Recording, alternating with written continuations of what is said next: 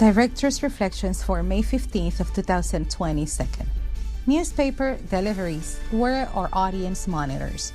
In the days when newspapers were sold at the proclamation in the middle of the street, the newspapers were the best thermometers to know what kind of news the readers preferred. If an edition did not achieve many street sales, the newspaper delivery presumed to know the reasons. Because more than simple distributors, they established a special relationship daily with readers to whom they personally brought the newspaper every morning.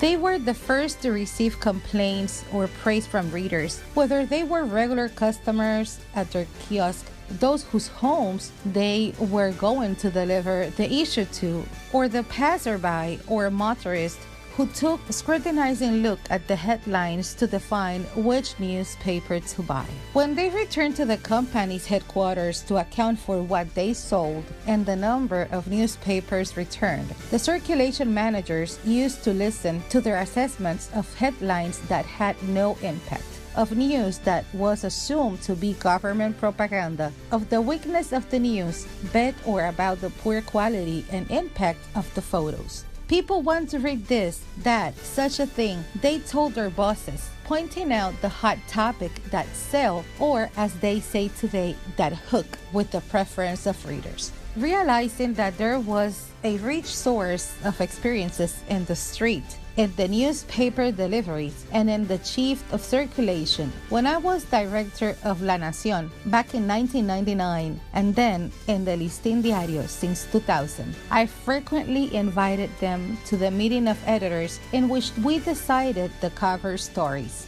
The options and suggestions of the newspaper's deliveries were very useful to us, as in the current case of technologies and applications for electronic monitoring of audiences. We were able to take the pulse of the public's primary preferences, pay them the utmost attention, and as far as possible, satisfy them. We often asked them to choose out of 5 news items which they thought could be the most attractive and interesting for tomorrow. And certainly, in most cases, they were very successful. This method gave us very good results. Sales increased, the newspaper's delivery were in their waters proclaiming the type of news that people wanted and proud of the importance we gave to their suggestions and observations. They also felt they were decisive pieces of our marketing successes.